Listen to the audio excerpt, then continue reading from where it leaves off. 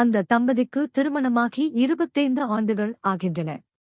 கணவரது 60வது பிறந்தநாள் விழா விமரிசையாக கொண்டாடப்பட்டுக் கொண்டிருந்தது.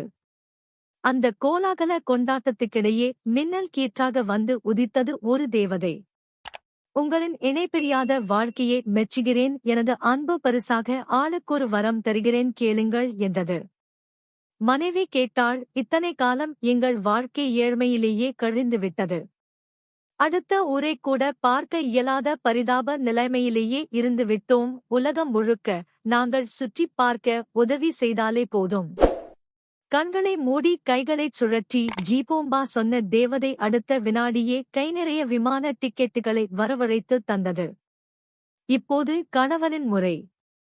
மனைவியே ஓரக் கண்ணால் பார்த்தபடி தயங்கிக் கேட்டான், என்னைவிட 30 வயது குறைந்த பெண்ணுக்கு நான் புருஷனாக வேண்டும்.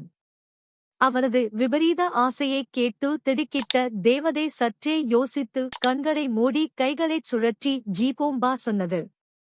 அவன் தனது மனைவியை விட 30 வயது கூடுதலான குடுகுடு கிழவனாக மாறியிருந்தான்.